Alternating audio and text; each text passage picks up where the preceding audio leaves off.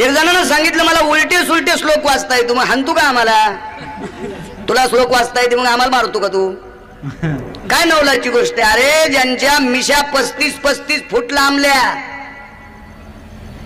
ज्याच्या जटा धरायला 200-200 माणसं, असे शिष्य पाठीमाग, ज्यांचा कंठ शकायला विद्वस्तीत परचोर, काय करतात ती विद्वत्ता? या काळात ती पोषक नाही.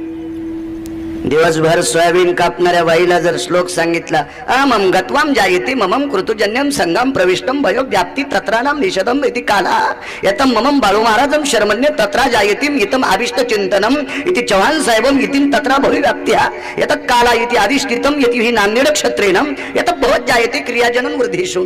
ती बाई म्हणली, महाराज तुम्ही कोणत्या कोणत्या शिव्या दिल्या सांगा बरं. दिवसभर सोयाबीन कापली तिने, तिला एक कसं शक्य आहे मला सांगा बरं? नाही नाही नाही, तिलाच जर सांगितलं रामकृष्ण नामाचा अत्यंत गोड महत्व, तर तिला सगळ्या गोष्टी कळतील. संस्कृत वाईट अशातला भाग नाही, पुराण वाईट अशातला भाग नाही, वेदाभ्यास वाईट अशातला भाग नाही, पण तो या काळामध्ये पचू शकत नाही. म्हणून कलियुगातल्या माणसांसाठी राम आणि कृष्ण हे नाव साधन सांगितलं. महाराज तर म्हणले हे जर जपित नसेल तर त्याला व्यर्थ सांगितलं. विष्णुवीन जप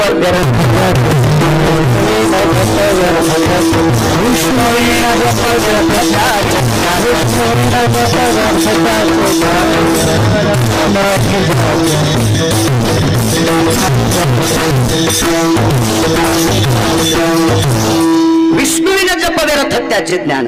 भगवंताचं नामस्मरण जर करीत नसेल तर त्याचं ज्ञान सगळं तिकडं पाष्कळ आहे, ते कामाचं नाही. रामनामाला किंमत आहे.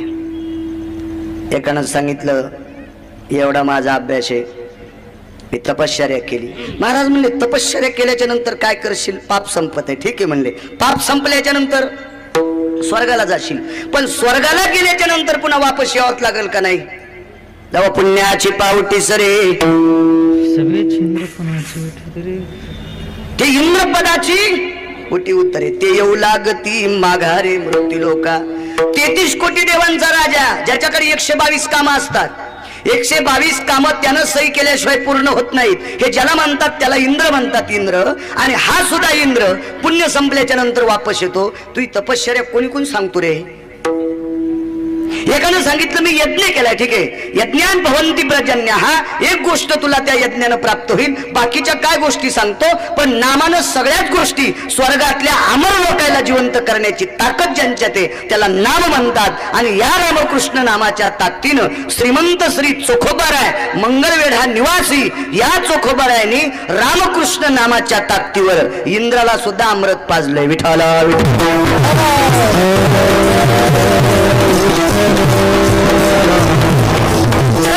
पुराणाचं शास्त्राचं सार हे नाम आहे.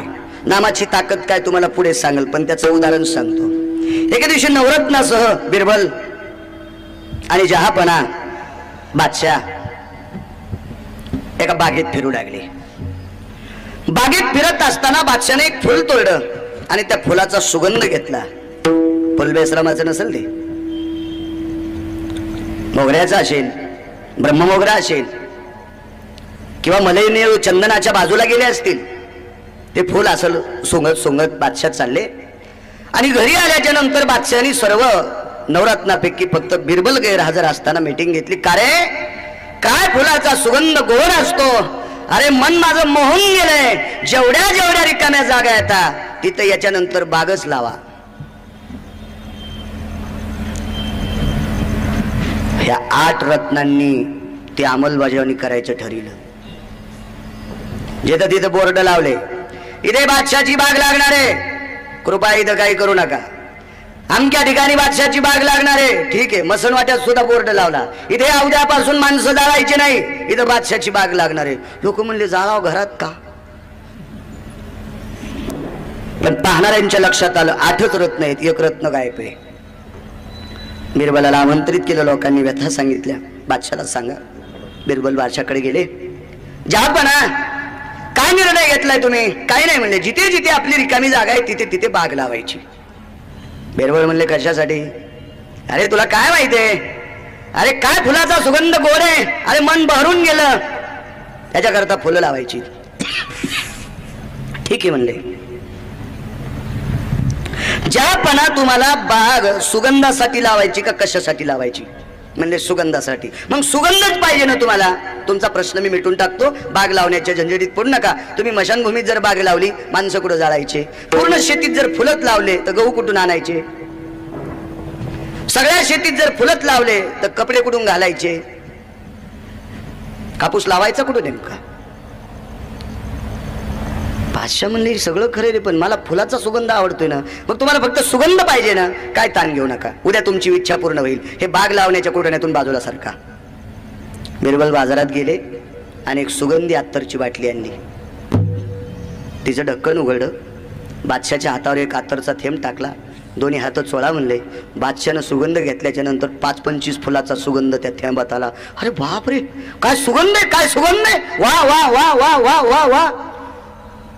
अरे त्या दिवशी घेतलेल्या फुलापेक्षा फार मोठा सुगंध आहे. म्हणून राजा तुम्हाला सांगतोय, आता तुम्ही हे बागा लावायची कल्पना केल्यात ना, ह्या काढून टाका. ज्या ज्या वेळेला तुम्हाला फुलाचा सुगंध पाहिजे ना, ह्या बाटलीचं ढक्कन काढायचं, हातावर एक थेंब घ्यायचा, हाताला चोळायचं. 5-6 घंटे याच्यातला वास जात नाही. ह्याच्यातला वास फुलासारखा येतोय. सर्व फुलाचा अर्क या अत्तरात आहे. सर्व फुलाचा अर्क या अत्तरात आहे. बाकीचे सगळे फुलाचे तुम्हाला वास सुगंध या अत्तराच्या थेंबात सापडतील. तसं सर्व सर्व सर्व पुराणाचा अर्क राम आणि कृष्ण नामात आहे. विठ्ठल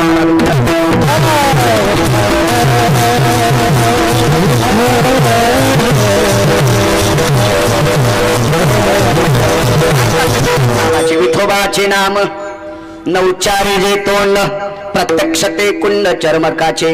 भगवंताचं नामस्मरण जर हे मुख करत नसल तर कातडी बुडवायचं कुंड आहे म्हणले ते. नामाविन मुख सर्पाचे ते बीळ, जिव्हा नव्हे काळ सर्प आहे. शांती ब्रह्म एकनाथ महाराज तर म्हणले, हे मुख जर भगवंताचं नामस्मरण करीत नसेल तर ही जीवा नसून ती सर्पीन आहे. नामस्मरणाला सर्वात मोठी किंमत आहे, सर्वात मोठी किंमत. समाजानं एका व्यक्तीला जवळ येऊ दिलं नाही. माझ्या पांडुरंगाच्या मंदिरात दर्शन घेऊ दिलं नाही. अशी एक व्यक्ती, रामकृष्ण नामाची ताकद किती मोठी आहे पहा.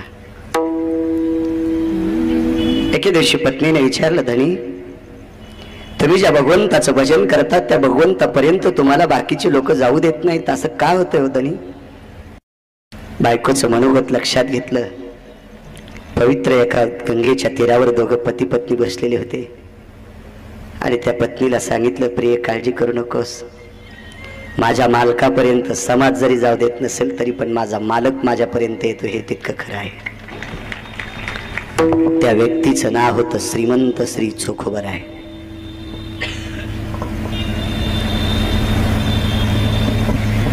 बाई हुशार होती ती, मालकाचा ऐकणारी होती. शक्यतो बायकांनी मालकाचं ऐकलं पाहिजे. हे उलट करतात, महाराजाचं ऐकते ना मालकाचं ऐकायचे नाही.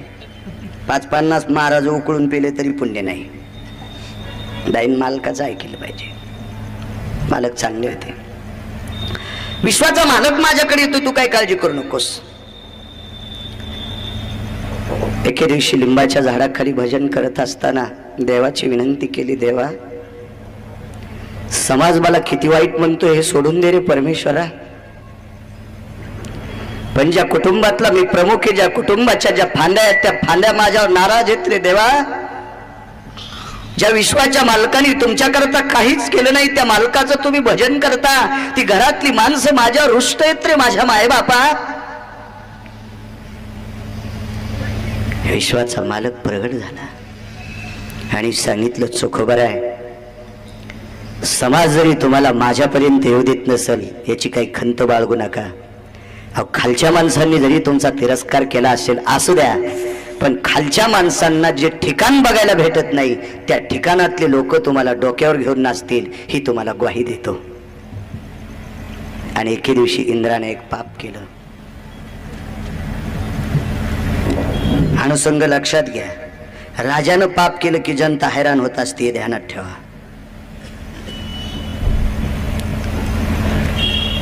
पाचवी प्रकारचं अमृत खराब झालं. त्या स्वर्गातल्या देवता उपाशी होत्या, जिकडे तिकडे फिरत होत्या. काय करावं असं सुचत नव्हतं देवतेला, काय करावं नेमकं. तिथे यज्ञ केले, 124 प्रकार आहेत यज्ञाचे. कर्मकांड मी 4 वर्ष केलं, आता नाही करत. एकाही यज्ञानं अमृत शुद्ध झालं नाही. पावसाळ्यात एका वड्याला जितकं पाणी वाहतंय तितकं तूप एका यज्ञात टाकलं, पण अमृताची शुद्धी काही झाली नाही. स्वस्ती स्त्रियेचे लोक होते, जिथं तुमच्या माझ्यासारखे संस्कृत म्हणणार नव्हते, वाटूळ सुटल्यासारखे. मपिदती कृतुजनी संगत स्थित जत भरत व्याप्तनी सुरजत राजा अस्तरप मध्ये भरत वाद संगंगाना जत देशम भवत आगमोरिया शंलोक नरलोक विद्याधर कालालम पालन चंद्रवत विलाय संगतोपनर्पतला रमण वयति आसंगत देवं स्तुजना गोप्रियानति मंगल भवति अशा गोड श्लोक म्हणणारी लोक होती, तरी पण अमृत शुद्ध झालं नाही. ठीक आहे, हल्लीचं संस्कृत असेल का? आपण रविवारी टीव्हीवर ऐकतो ती वार्तापत्रश्य, किती ढगाळंच वातावरणंच, मोठी मोठी ढगंच, ठोकर ठोकर गारगुंडंच. सोमिळायस का काय तू? असली कुठं संस्कृत असते का? काष्टम कोरितम भुंगा भुस्कतम परतम भुई असा श्रेष्ठ कवीत लंगड्या गंगूबाईचा जावाई. येडपटेस का काय? त्याला कुठं संस्कृत म्हणत असते. प्रकांड विद्वान लोकांनी यज्ञ केला, पण अमृत शुद्ध नाही झालं. इंद्र बेचैन आहे. एक 6व्या क्रमांकाचा संन्यासी इंद्राच्या भेटी करत आले. परिस्थिती विचारली, राजांना आपण नाराज का आहात? देवर्षी, अमृत अशुद्ध झाले, त्याची दुर्गंधी येते. शुद्ध करण्याचा फार प्रयत्न केला, पण ते शुद्ध होत नाही. करावं काय? नारदांनी सांगितलं, त्या 6व्या क्रमांकाच्या संन्याशाचं नाव आहे देवर्षी नारद. राजन अमरेंद्रा, सोपा पर्याय. मृत्यू लोकामध्ये जम्बूद्वीप नावाचं गाव आहे. त्या जम्बूद्वीपामध्ये मंगळवेढा नावाचं गाव आहे. पंढरपूर नावाचं गाव, त्याच्या बाजूला मंगळवेढा नावाचं गाव, आणि त्या मंगळवेढ्यामध्ये चोखवाराय नावाचे एक वारकरी आहेत. त्या वारकऱ्याकडे जर तुम्ही गेले तर तुमचं अमृत शुद्ध होईल. काय होते, मोठ्या माणसाला ज्या वेळेला लहान माणसाकडे जायची वेळ येते का, त्यावेळेला लाज वाटते. इंद्राने विचार केला, मी 33 कोटी देवांचा राजा आहे, मला ज्याच्याकडे जायचंय त्याला घर कसं आहे? नारदानं सांगितलं, त्याला झोपडं आहे. त्याच्या झोपड्यावर ऊसाची पाचट नाही, मेलेल्या जनावरांची कातडी आहे. कारण देत नव्हते तुमच्या राजासारखी जी माणसं होते का, ऊसाची पाचट सुद्धा देत नव्हते. बर, आणि त्यांच्याकडे तुम्हाला अमृत शुद्ध करण्याकरता जायचे. ठीक आहे. इंद्रानं विचार केला, एवढा मोठा 33 कोटी देवांचा राजा मी, आणि एका सामान्य झोपड्यात राहणाऱ्या माणसाकडे मला जायचंय. पण चला, परिस्थिती गंभीर आहे. पूर्ण उपाय करताना आपलं अमृत शुद्ध झालं नाही, चला शेवटचा पर्याय करू. आणि इंद्र मृत्यू लोकात आले. पण इंद्राने इंद्राचा गर्व सोडला नाही. इंद्र चोखोबाराय ज्या झाडाखाली भजन करत होते त्या झाडाच्या फांदीवर इंद्र बसले. रामकृष्ण हरीचा जप सुरू झाला. एकटे चोखोबाराय होते. 2 मिनिटं रामकृष्ण हरीचं भजन ऐकल्याबरोबर इंद्रानं 5 प्रकारच्या अमृतावरचं एक झाकण काढलं आणि सुगंध घेतल्याच्या नंतर पहिल्या पवित्र अमृताचा जो सुगंध होता त्याच्या 20 पटीनं सुगंध जास्त चांगला येत होता. इंद्राने विचार केला, अरे बापरे, अमृत पहिल्यापेक्षा चविष्ट आणि सुंदर. लगेच चाखून पाहिलं. गडबडीमध्ये इंद्राने 1 2 3 4 गाडगे उघडली, पण 5वं गाडगं उघडलंच नाही. इंद्राच्या लक्षात आलं, चला एका शीतेकडे भात नाही घाटावी लागत. सुगरणबाईनं भाताचा शीत चापला की तिच्या लक्षात येतो भात शिजला म्हणून. इंद्राच्या तेच लक्षात आलं, 5व्ही प्रकारचा अमृत शुद्ध झाला असेल, आणि इंद्र संदेशी निघून गेला. वरी गेल्याच्या नंतर जे महत्वाचं अमृत होतं का, तृष्णांजा येते सुधाम, सुधा म्हणजे भूक, पण तृष्णांजा येते इति पियुषहा. जे अमृत पेल्याच्या नंतर तहान जाते, नेमकं हेच अमृत घाणेरडं राहिलं. नारदाला आमंत्रित केलं. देवर्षी, 4 प्रकारचे अमृत शुद्ध झाले, पण एक अमृत जशाच तसं राहिलं. नारदानी पूर्ववर्ती इतिहास विचारला, इंद्रा तुम्ही कसे गेलात? काय नाही म्हणले, मी माझ्या विमानानं गेलो, झाडाच्या फांदीवर बसलो, तिथूनच त्यांचं 2 मिनिटं रामकृष्ण हरीचं भजन ऐकलं, कलशावरची झाकणं काढली, अमृताचा सुगंध येत होता, आणि परत आलो. देवर्षी नारदाच्या डोळ्यातून पाणी आलं. 6व्या क्रमांकाचा संन्यासी. मी 170 ग्रंथ वाचिले, मला 19 संन्यासी सापडे, 20वा सापडच नाही. आणि या 19 संन्याशाला खिसा नव्हता. बँकेतला अकाउंट तर सोडूनच द्या, खिसात नव्हता. त्याच्यातला एक संन्यासी असा होता, नैष्ठिक ब्रह्मचर्याची कसोटी, ज्याचे इंद्रिय त्याच्या आईनं सुद्धा बघितले नाही. त्या संन्याशाचं नाव आहे मारुतीराय. एक नंबरचा संन्यासी. मग असे खूप पाहिले, पण हे 19 पुराणात पाहिले. त्याच्यापैकी 6व्या क्रमांकाचा संन्यासी. नारदाचे डोळे भरून आले. इंद्राला सांगितलं, अरे इंद्रा 124 यज्ञ केलेच रे. 123च. 24वा यज्ञ मुलीशिवाय करता येत नाही बाळासाहेब. 24वा यज्ञ करण्यासाठी इंद्रानं जयंती नावाच्या मुलीचं लग्न लावलं आणि तिच्या लग्नात जो एक पसाभर तुपाना यज्ञ केला जातो त्याला 124व्या क्रमांकाचा यज्ञ म्हणतात.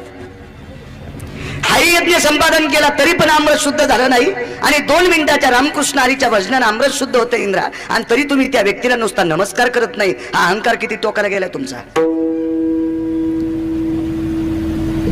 शास्त्रात तर सांगितलं, नम्र झाला भूता आणि तेने कोंडिले अनंता. काल होत नाही, काल होत नाहीस. इंद्र पुन्हा गेले आणि चोखवराचं दर्शन घेतलं. त्यावेळेला चोखवराची पत्नी टाळ्या वाजित होती. 33 कोटी देवांचा राजा इंद्र माझ्या मालकाचं दर्शन घेतोय. का आनंद झाला असेल त्या बाईला.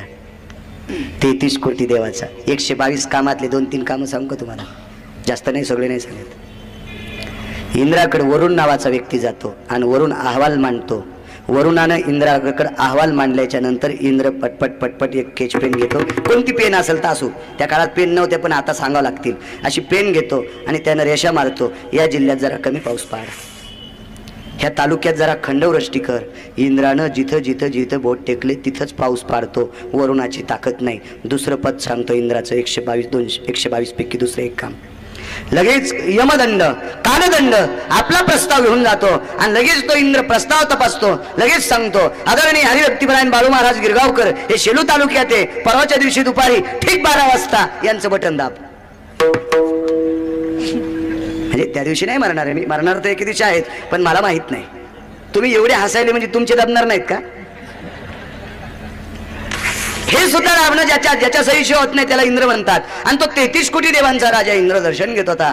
5व्या प्रकारचा अमृत शुद्ध झालं. मला सांगा, स्वर्गात कमी देवता असतील का. यक्ष होते, किन्नर होते, गंधर्व होते, चारण होते, विद्याधर होते, दिग्पाल होते, चारुहास होते, परमहंस होते. 33 कोटी देवता.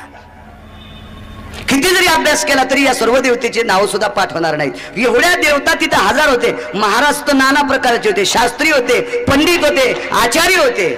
आपण शास्त्री कोणालाही म्हणतो, कोणालाही म्हणतो शास्त्री. पंडित तर कोणाला म्हणावं, कोणाला पंडित म्हणायचं. आचार्य कोणाला म्हणायचं, शास्त्री कोणाला म्हणायचंय. येती वयभासो त्यक्त जाया अपांपतिर सव्य भागा अपसव्य सव्यानाम ततसव्याति भासायम सव्याति भासायम कलाम भासो त्यक्ता अपांपति निरज्जया बुंदुर्भव व्याप्ती तताज्जायते इति नाम शास्त्री. याला शास्त्री म्हणायचं. सागरातल्या पाण्याच्या थेंबाची महती किती आहे ही ज्याला मोजता येते त्याला शास्त्री म्हणते. ज्या तांब्यातलं पाणी पितोय त्या तांब्यात किती लिटर पाणी बसतं याचाच मेळ नाही तरी पत्रिकेवर शिक्का आणतो. विठाला विठा.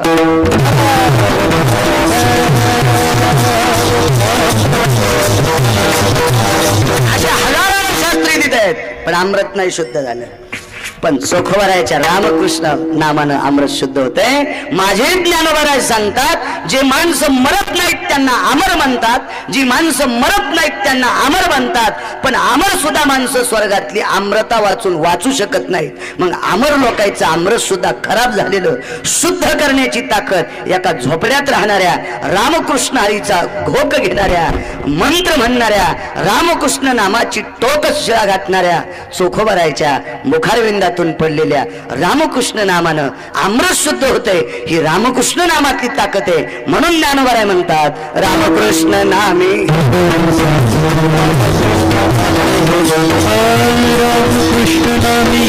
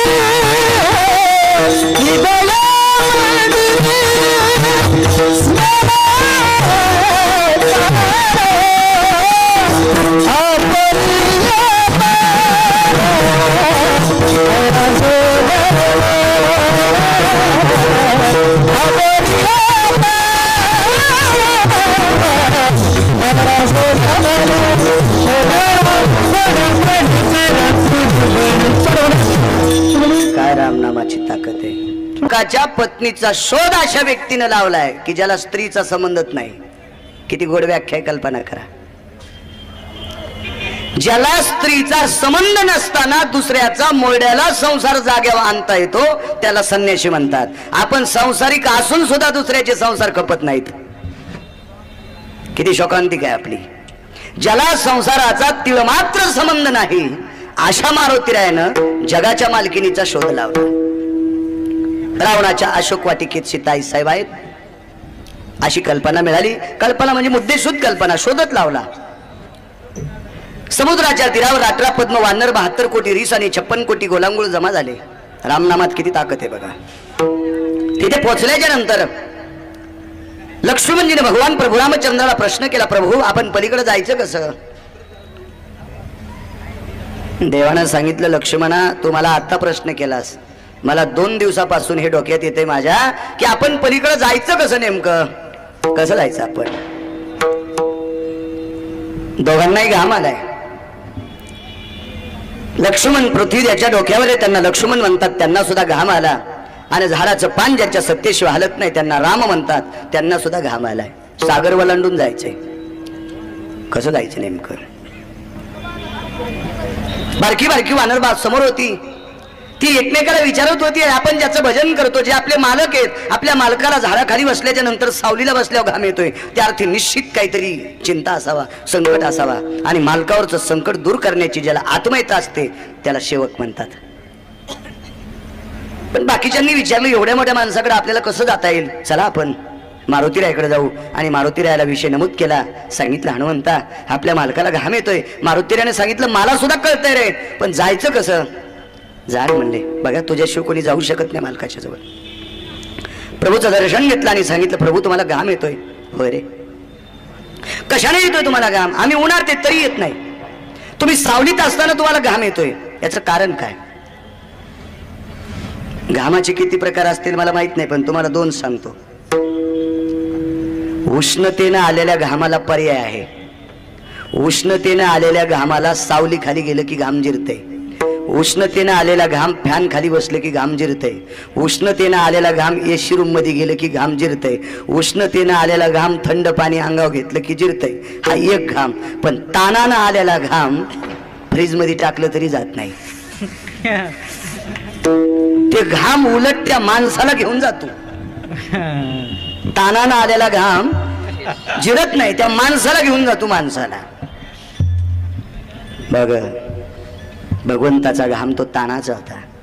मारुतीरायाने विचारलं, प्रभू घाम कसलाय? अरे सीतेचा शोध लावलास रे मारुती. पण सीताई अशोक वाटिकेत समुद्राच्या पलीकड लंकेकडे आहे. 1200 किलोमीटरचा समुद्र ओलांडायचा कसा? लक्ष्मणजीनं सांगितलं, त्याला काय काळजी करायची प्रभू तुम्ही?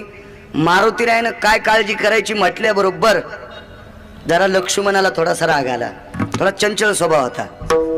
लक्ष्मणजीनं सांगितलं, हनुमंता जरा भानावा आहेस का रे बाबा? अरे पृथ्वी ज्याच्या डोक्यावर त्याला शेष म्हणतात आणि सृष्टी ज्याच्या ताब्यात आहे त्याला विष्णू म्हणतात. अरे सागर वलांडण्यासाठी आम्हा दोघायला घाम येतोय आणि तू म्हणतो काहीच कारण नाही एवढं. मारुतीरायाने सांगितलं, प्रभू तुम्हाला घाम येत असेल, पण सीताई साहेबाचा शोध घेण्यासाठी मी याच सागरावरून उड्डाण केले. त्या अर्थी मला सागर तळहाताच्या मळासारखा आहे. प्रभू रामचंद्रांनी लक्ष्मणाची मांडी दाबली, सांगितलं, लक्ष्मणा खालीवर बोलू नको बरं का, हे वानर आपल्या कामाचे आहे. आणि कामाच्या माणसाला विठ्ठलराव खालीवरी बोललं की इचकत आहे. कामाची माणसं चांगली ताब्यात ठेवली पाहिजे. कधी कधी बारीक माणसाला सुद्धा वात्रट बोलायचं नाही. बारीक माणसाला सुद्धा किती किंमत असते सांगतो तुम्हाला. मोठ्याल्या लाकड्याने मिटिंग घेतली, चुलांगण पेटवायला बारकाली लाकडं बोलवायचीच नाही. खापक्या लाकडं माहितीत ना तुम्हाला? खापक्या लाकडं आता गॅस आल्यामुळं चुलांगणायचं काम पडन. पण मोठ्याल्या लाकडाने मिटिंग घेतली, बारकी बारकी लाकडं आपल्याला बोलवायचीच नाही. आचार्यानं ही मोठमोठाली लाकडं चुलांगणात टाकली, सकाळपासून फुकीत होतं पण लाकडच पेटणं.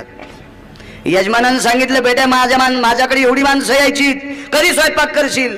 ते म्हणलं, ह्या लाकडाने मिटिंग घेतली की बारक्या लाकडाला जवळ येऊ द्यायचं नाही. त्या यजमानानं सांगितलं, मूर्ख आहेस का? बारके जोपर्यंत जवळ येत नाहीत तोपर्यंत मोठाले पेटतच नाहीत. मग खराब झालेली बारकी बारकी लाकडं ज्या वेळेला जवळ घेतली आणि मोठ्या लाकडाच्या जवळ टाकली, त्यावेळेला मोठ्या लाकडानं पेट घेतला. म्हणून खपक्या लाकडानं बारक्या लाकडांचा अपमान करत जाऊ नका. विठाला विठाला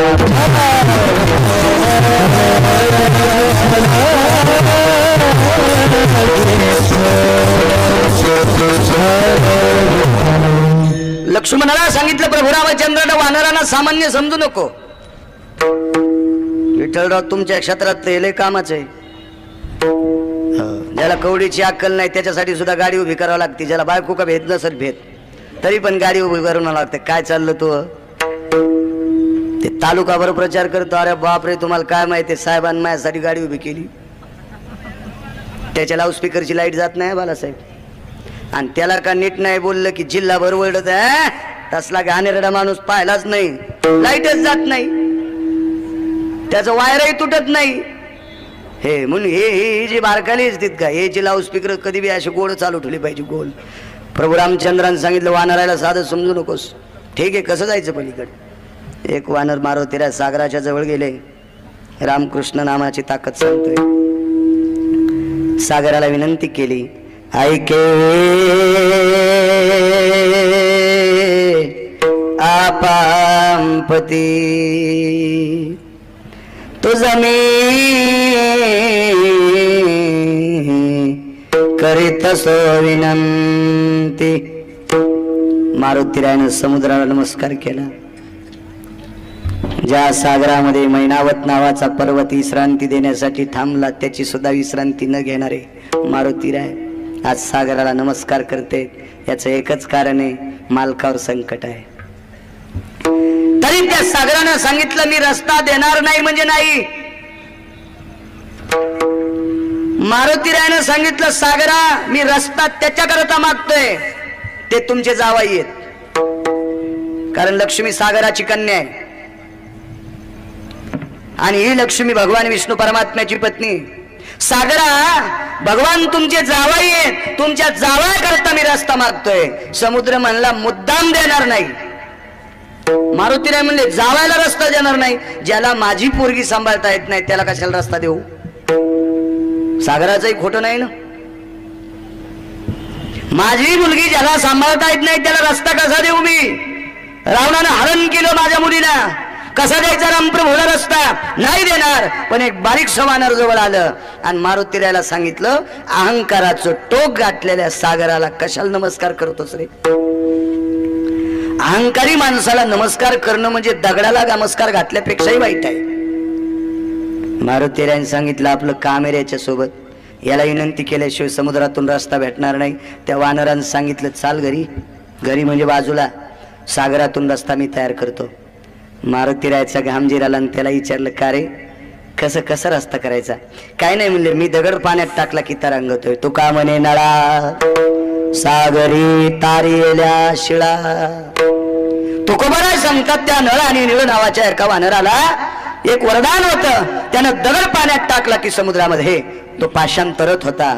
1200 किलोमीटर लांबीचा आणि 13.5 चौंग्याच्या रुंदीचा सागर बांधला. त्या सागराला शासनाचं बजेट नाही, त्याला सिमेंट नाही, त्याला खडी नाही, त्याला गज नाही, त्याला मिस्त्री नाही, काम करणाऱ्याला 1 रुपयाची मजुरी नाही. आणि 1200 किलोमीटरचा सेतू तयार झाला. त्याच्याहून 18 पद्म वानर गेले, 72 कोटी रीस गेले, 56 कोटी गोलांगुळ गेले. डोक्याच्या केसा इतका सुद्धा पूल खाली दाबला नाही. आपण उन्हाळ्यात तयार केलेला पूल उद्घाटन होतं उन्हाळ्याच्या शेवटच्या टोकात. आणि अतिवृष्टीच्या मृग नक्षत्रात किंवा रोहिणी नक्षत्रावर अति पाऊस पडतो आणि त्या पावसात पुलाचे 2 गाळे वाहून जातात. आणि एसटी कंट्रोलर बोर्ड लावतो, ऐका आणि आवाजाकडे लक्ष असू द्या. कधी कधी साऊंडवर बी सांगतो, ऐका आणि आवाजाकडे लक्ष असू द्या. अमक्या अमक्या मार्ग्या जाणाऱ्या एसटीच्या फेऱ्या 4 महिन्याकरता बंद करण्यात आलेल्या आहे. अतिवृष्टीनं त्या मार्गातल्या पुलाचे 2 गाळे तुटून गेलेत. त्या मार्गे जाणाऱ्या प्रवाशांनी हेलिकॉप्टरचा वापर करावा. ज्याला शासनाचं बजेट आहे, काम करणाऱ्याला मजुरी आहे, पाया खांदायला JCB आहे, मोठमोठ्याले इंजिनियर आहेत, मिस्त्री आहेत, हे सगळ्या काही गोष्टी असताना आपले पुलं खचतेत. पण त्या काळामध्ये वानराच्या हाताने बांधलेला पूल, ज्याला खालून आधार सुद्धा नाही, समुद्री तारियले पाषाण, सागरामध्ये पाषांत रंगवण्याची ताकद हे रामकृष्ण नामात आहे. म्हणून ज्ञानोबराय म्हणतात रामकृष्ण नामे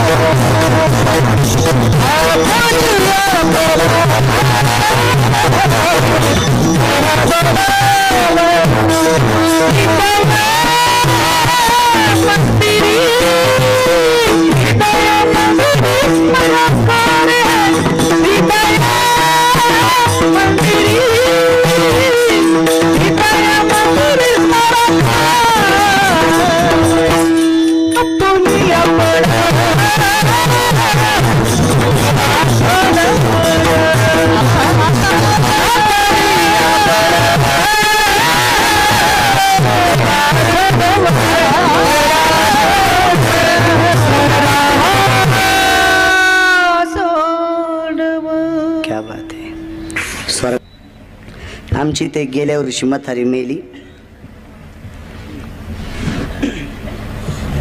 जीव गेल्याच निमित्त झालं तिचं, मेली ती. तिच्या तेरवीला माझं कीर्तन झालं. जमीन 400 एकर तिला. गावातली असल्यामुळं मी वर्णन केलं काय कस्तुरा काकूचं वैभव होतं. तिचं नाव कस्तुरी, पण मी तिला कीर्तनात कस्तुरा म्हणलो. कोणतीच बाई तिला कस्तुरा म्हणत नव्हती. 400 एकर जमीन असून दुसऱ्याचं शेण चोरीत होती.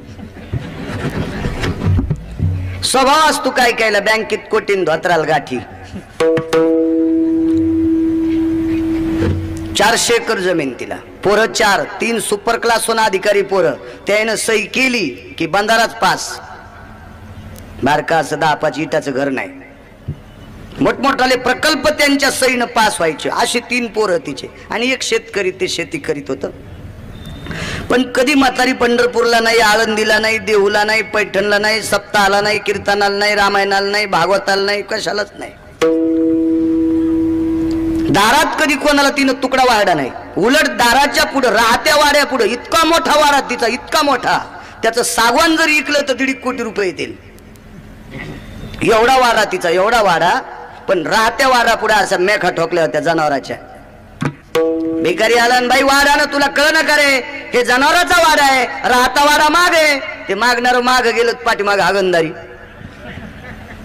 खेड्यातलं सांगतोय, तुमच्या शहरात नसतंय. इतकी बाई, इतकी बाई, इतकी बाई. आणि तिच्या तिरवीला मग कीर्तन. वर्णन तर करावंच लागलं ना. काय करता, गावातला माणूस आहे, नाही त्याच्या विरोधात बोलावं तर अंगावर JCB घालीन. म्हणून वर्णन केलं मी. काय कस्तुरा काकूचा स्वभाव, काय कस्तुरा काकूचा स्वभाव.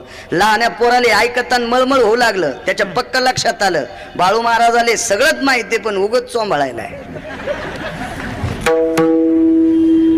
कीर्तन झाल्या त्यानं माझ्या कानात सांगितलं, बाळू महाराज आमच्या म्हातारीचा स्वभाव चट तुम्हाला माहिती आहे. हिचाला खिशात घ्यावं पण म्हातारीच्या 10 फुटांना लांबून जा. इतकी म्हातारी दाढ होती. म्हातारी जर शेतात उभी राहिली तिच्या ऊसाकडे कोणी पाहिलं तर हानीत होती. ते म्हणलं आजी तुमचा ऊस मोडा नाही पण तो पाहिलंच काऊन इकून. म्हणजे बदमाश किती असेल कल्पना करा. आणि तिच्या तेरवील मग कीर्तन सुपर क्लास सोन अधिकारी कलकत्त्याला होतं. त्यांनी मला बोलून घेतलं, बाळू महाराज काय आमच्या आईचा स्वभाव तुम्ही कीर्तनात सांगितला. म्हणलं हो साहेब, आमच्या आईच्या अस्थी हरिद्वारला न्यायच्या. म्हणलं अतिउत्तम आहे, चांगली गोष्ट आहे. भावाभावात मीटिंग झाली. 3 भाऊ हो म्हणले, पण लहाना भाऊ मोठ्या भावाला म्हणला, दादा मोठा भाऊ या नात्याने मी सतत सणावाराला पाया पडतो पण आता शिल्लक पाया पडतो, आपल्या आईच्या अस्थी हरिद्वारची गंगा घेणार नाही.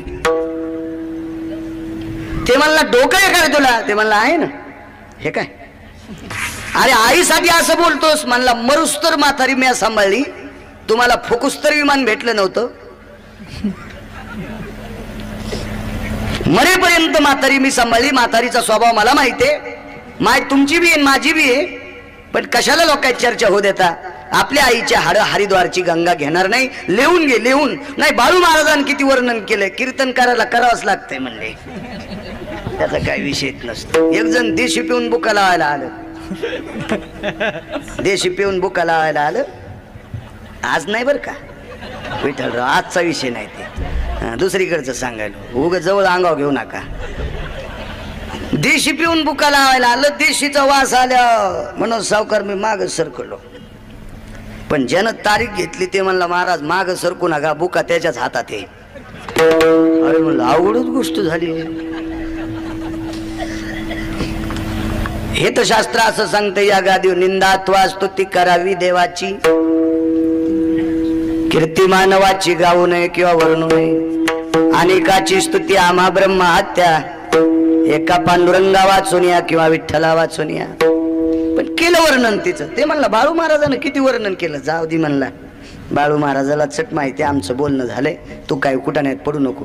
मूर्ख आहेस म्हणला, तुला काही कळत नाही. मी एकटा म्हातारीच्या अस्थी घेऊन जाणार. एका डब्यात अस्थी टाकल्या. ते डब्बा पिशवीत टाकला आणि पिशवी पाठीला अडकेली. हल्ली पूर्ण पिशव्या पाठीला अडकवायच्याच होता. शाळेचे दप्तर सुद्धा लहाने सर मागूनच येत ना. आता शाळा पुढं दप्तर माग. काला आहे तस्मय ना, कालाच्या विरोधात नाही बोलायचं आपल्याला. आणि मग दिल्लीला पोचला. काय वरी आकाशात वातावरण खराब झालं काय माहित. तिथं अलाउन्सिंग झाली. त्या माईकमध्ये एक बाई बोलली, कृपया यात्रीगण ध्यान दीजिए. ध्यानच म्हणतात का, मला हिंदी येत नाही बरं. त्या बाईनं सांगितलं कृपया यात्रेकरूंनी लक्षात ठेवा, वातावरणामध्ये अत्यंत खराबी आलेली आहे. आज रात्रीचे पूर्ण विमान रद्द करण्यात आलेले आहेत. तिने पुन्हा हिंदीत सांगितलं. आता मला हिंदीचाच मेळ बसत नाही तर त्याच्या पुढच्या भाषा कळाव कळाव. माई हिंदी म्हणजे इधर से गाडी आहे उधर से गाडी आहे, गाडी चली गई, मैं खाली राहिला. ती काय हिंदी मला जमत नव्हती. ते ऐकलं ते सगळं तिनं सांगितलं पद्धतशीर. मग ते 12 घंटे विमान लेट असल्यामुळे त्यानं मित्राला फोन केला, अरे मी विमानतळावर आहे, 12 तास विमान लेट आहेत, काय करू, इथं घ्यायला येतो म्हणे. तो मित्र आला, त्याला घेऊन गेला, रात्रभर राहिला. सकाळी स्नान आटपलं, नाश्ता आटपला आणि त्याला विमानतळावर सोडलं. विमानात बसला, हरिद्वारला उतरला. तिथं पूजा मांडली. तिथं माझ्यासारखेच एक विधी करणारे व्यक्ती होते, त्यांनी पूर्ण पूजा वगैरे मांडली. सांगितलं यजमान आईच्या अस्थी कुठे आहेत. पिशवीची चेन उघडली, डबा गायब. यजमानानं सांगितलं आईच्या अस्थी घेऊन आले. पिशवीतला डब्बा काय झाला. काय नाही म्हणले, महाराज कुठे पडला काही पत्ताच नाही. चला म्हणले काय हरकत नाही, करू पूजा. त्याचं काही समाधान झालं नाही. पुन्हा दिल्लीला आला, त्याच मित्राकडे मुक्कामाला आला. 4-2 लाख रुपये खर्च झालता. विमानाची तिकीट, 5 स्टारला राहणे, दक्षिणा वगैरे, अमुक तमुक काय त्यानं तिथं अन्न सत्र वगैरे केलं. याच्यात बरेच 4-2 लाख रुपये त्याची गेले. त्या दिल्लीच्या मित्राने विचारलं, का रे आईचा विधी केलास. म्हणला खर्च खूप केला पण समाधान झालं नाही. कशामुळं. ज्याच्याकरता खर्च केलाय त्या आस्थीचा डब्बाच हरपला. त्या मित्राने विचारलं मुक्काम कुठे कुठे केलतास. घरून निघल्या तुझ्या इथंच मुक्काम. थांब म्हणला माझ्या बायकोला विचारतो, तिला पाहुण्याच्या पिशव्या तापायचा लेना दे. त्या आतमध्ये गेलं आणि बायकोला म्हणलं हे पप्प्याची आई, ते परवाला माझा मित्र मुक्कामाला होता त्याची पिशवी, ती म्हणली त्या मेलेला आपल्या इथं याच्यानंतर कधीच घरी येऊ द्यायचं नाही का, त्यांना हॉटेलीत खाल्लं हाडं आपल्या घरी आणले. ते म्हणलं डोकं खराब झालं का तुला गोळ्या चालू करायच्यात का? अगं ते हाडं नव्हते, ते अस्थी होत्या. हो म्हणे अस्थी हाडं एकच. अगं पण कोणाची होती माहितीये का? त्याची आई वारली, त्याच्या आईच्या अस्थी ते हरिद्वारला घेऊन जात होतं. बाई माझ्या काही लक्षातच आलं नाही, मी तो डब्बा अस्थीचा हाडाचा म्हणून गटारात फेकून दिला. हे सुपर क्लासहून घरी आले, शेतकरी भावाने विचारलं दादा काय झालं? म्हणला तू सांगितलं तसंच झालं गडे. म्हणलं होतं रे, माय तर तुझी बी आहे माझी बी आहे, आपल्या आईची हाडं हरिद्वारची गंगा घेत नाही, ती कव्हाच रामकृष्ण हरी म्हटली नाही. याला जास्त राग आला. ते म्हणलं आस्ती नाही गेल्या मग काय झालं? म्हातारी जिथं पेटवली तिथली राख न्यायची. हे तिघही शिकलेले, तिघांच्या बायका किती टाचाच्या चपला, फॅरन लवली लावलेल्या, भवाळ्या कापलेल्या. भवाळ्या काऊन कापित बरं? त्या काय एसटीला अडकायल्यात का? चालताना रिक्षात गुतायल्यात? नेमक्या काय का दरुजा लावताना दरुजात गुतत आता? किती महाराज मेले सुधारणार आहेत काय माहिती मागची सोसायटी. जाऊ दे, आपल्याला काय करायचं, फुकट कळण शेंडी वळवल त्याच्याहून थोतच जाऊ नका. अशा तिघी शिकलेल्या त्याच्या त्या बगलात धोपट्या, त्याला पर्स म्हणते वाटते, शबनम पर्स. नंतर मला माहिती झालं शिक्षण कमी असल्यामुळं ते शब्द पाठ होत नव्हते. ह्या तिघी जणी आणि एका वॉटरप्रूफ डब्बीमध्ये ती माथारीची राख टाकली. ह्या तिघा भावांना माहिती आहे, या तिघींना माहित नाही. मोठ्यानं या तिघींना सांगितलं लक्षात घ्या, याच्यात मौल्यवान वस्तू या पिशवीत ही सांभाळा. योग असा झाला, राग जरी याच्यात आहे असं माहीत झालं असतं तर सुनाईने पिशवी घेतली नसती. दिल्लीच्या विमानतळावर तिघींनी पिशवी अशी सोप्यावर बसल्याच्या नंतर दाबून धरली. चोट्ट्याच्या लक्षात आलं याच्यात नक्की बिस्किट असावे. पण त्या पिशवीत माथारीचं राखुंड होतं. प्लॅस्टिकची डब्बी, एअरटाईट डब्बी, वॉटरप्रूफ डब्बी, वरचं झाकण लावलेली डब्बी, अर्धी डब्बी राखानं भरलेली, अर्धी हवेनं भरलेली. हरिद्वारला पोहोचल्याच्या नंतर पूजा वगैरे मांडली. त्या आमच्या पुजाऱ्यानं सांगितलं का हो तुम्ही मागच्या आठवड्यात आलते ना, हो ना, अस्तीचा डबा हरवला होता काका, आता आईची राख घेऊन आलो. काय हरकत नाही, म्हणजे राख सुद्धा आईच्या शरीराचीचे, आपण याच्यावर विधी करू. पण त्याने काही डब्बीचं झाकण उघडलं नाही, ती लावलेली डब्बी. पूजा आटपली, ही पूर्ण पूजा भरली आणि हरिद्वारच्या गंगेत टाकली. आतापर्यंत सुनायला माहितच नव्हतं डब्बीत काय आहे म्हणून. डबी काही त्याने पाहिलीच नव्हती. भावाने पूजा केली आणि गंगेमध्ये ज्या वेळेला पूजा टाकली, हे भाऊ वरती आंघोळीला गेले आणि या तिघी जणी खाली आंघोळीला गेले. तिघीपैकी शिकलेली पैकी लहाण्याची बायको अगोदर स्नानाला गेली आणि वरून टाकलेली पूजा पूर्ण पाण्याच्या तळाला गेली. पण माथारीच्या राखेची डब्बी वाहत वाहत खाली आली. शिकलेल्या पैकी लहाण्याच्या बायकोच्या हाताला लागली. ती म्हणली बाई हरिद्वारच्या गंगेनं प्रसादाची डब्बी दिली. म्हातारी घरी.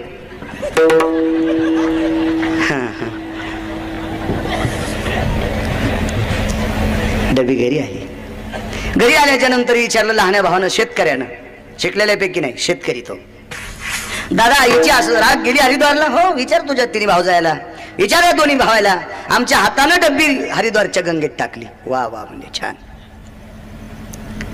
त्यानं काही पैसे दिले, म्हातारीचं गोड जेवण जरा मोठं केलं. 2-3 महिन्याला 2-4 गाव जेवायला बोलिले आणि ज्या दिवशी म्हातारीचा फोटो मंडपात टेकला आणि मग जिला डब्बी सापडली होती का, ती म्हणली बाई आपण म्हातारीची राख घेऊन हरिद्वारला गेलतो आणि त्यावेळेला आपल्याला प्रसादाची डब्बी सापडली.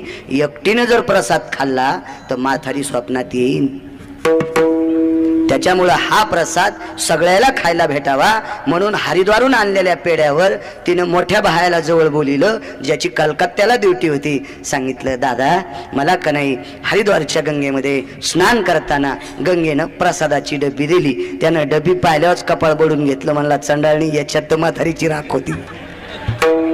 लहान्यानं सांगितलं दादा मुकाड्या बस, आपण 4 जरी मेलो तरी हरिद्वारची गंगा माथारीची राग घेणार नाही ना आस्ती घेणार नाही. का? तिनं जीवनभर भगवंताचं नामस्मरण केलं नाही. मग नामस्मरण केल्याच्या नंतर स्वर्गातलं अमृत शुद्ध होतंय. ही नामधारकाची ताकद. नामस्मरण करणाऱ्याच्या हातात दगड टाकला की दगड पाण्यावर तरंगतो. ही नामधारकाची ताकद आणि नामस्मरण न करणाऱ्याची ही गती होती. ही न करणाऱ्याची अवस्था विठोबा.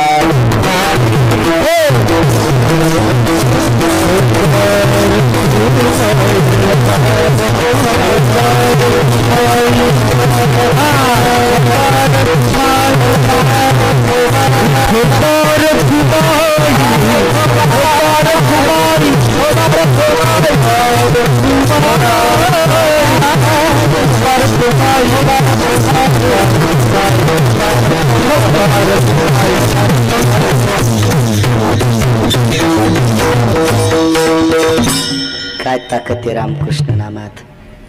पांडवाचा यज्ञ चालू आहे. एक उदाहरण सांगतो, पूर्ण विराम करू. माणसं विठ्ठलराव खूप वेळची बसलेले आहेत. 6-6:30 वाजल्यापासून माणसाने समय जाणार. एक उदाहरण सांगतो, पूर्ण विराम करू. यज्ञ फार मोठा होता. त्या यज्ञामध्ये 1400 ब्राह्मण होते. 1400 लोक होते. ऋषी मुनी योगी जपी तपी संन्यासी महात्मे कितीतरी होते. त्या यज्ञामध्ये एका पंक्तीला 43,832 लोक जेवत होते. एका पंक्तीला 43,832 लोक एका पंक्तीला जेवत होते. इतका मोठा यज्ञ. अशा दिवसाकाठी 14 पंक्ती होता त्या. असा यज्ञ 1 वर्ष 53 दिवस चालला. आणि त्या यज्ञाच्या पूर्णाहुतीचे मंत्र एका साधूला येत होते. 1400 लोकांनी मीटिंग भगवंताच्या सानिध्यात घेतली. प्रभू क्षमा असावी म्हणले. प्रभू या यज्ञाच्या पूर्णाहुतीचे मंत्र आमच्या गुरुजींना येतात. गुरुजी जोपर्यंत येत नाहीत तोपर्यंत यज्ञाची पूर्णाहुती होत नाही. यज्ञ 22 दिवसावर आलता. भगवंतानी ही मीटिंग पूर्ण पाडल्याच्या नंतर पुनश्च भगवंतानं पांडवासह मीटिंग घेतली आणि 5 पांडवांना सांगितलं, बाबा रे आपल्याकडे एका साधूची गरज आहे आणि त्या साधूला आणायला जावं लागतं. त्याला धर्मानं सांगितलं मी आणतो. धर्म गेले महाराजांकडे. महाराजाला सांगितलं, महाराज आमच्याकडे यज्ञ आहे. त्या यज्ञाच्या पूर्णाहुती करता मी तुम्हाला मूळ घेऊन आलोय, तुम्हाला नेण्यासाठी आलोय. त्या महाराजांनी सांगितलं, धर्मा काय देताल? धर्माच्या लक्षात आलं महाराज पैसे वगैरे घेतील. महाराजांनी सांगितलं, मला 60,000 यज्ञाचं पुण्य पाहिजे. धर्मानं सांगितलं, महाराज तुमच्यामुळे आमचा पहिला यज्ञ पूर्ण होतोय, आमच्याकडे अगोदर यज्ञाचं पुण्य नाहीये. ठीक आहे म्हणले, परत जा. धर्म परत गेले. त्याच्यानंतर अर्जुन गेले. अर्जुन स्वतः गेले. विश्वाच्या मालकाचा मेहुणा आहे. भगवंताची सही नेली लेटर पॅडवर. देवा महाराजांना सांगितलं, महाराज ब्रह्मांडाच्या मालकाची बहीण माझी पत्नी आहे, देवाचा मेहुणा आहे. महाराजांनी सांगितलं, मी ब्रह्मचारी आहे. मला तू कोणाचा मेहुणा आहेस, कोणाचा साडू आहेस, कोणाचा पुतणे आहे, कोणाचा काय काका आहेस, कोणाचा मामा आहेस हे मला काही सांगू नको. मी संन्यासी आहे. मागं न पुढं फुफुटा उड.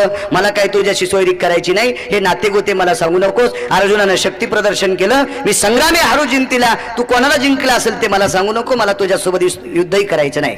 मी येणार नाही. मला 60,000 यज्ञाचं पुण्य पाहिजे. अर्जुन आणि भगवान श्रीकृष्ण परमात्म्यांनी सही केलेला लेटर पॅड आतमध्ये टाकला. महाराजांनी तो लेटर पॅड पेटून बाहेर टाकला.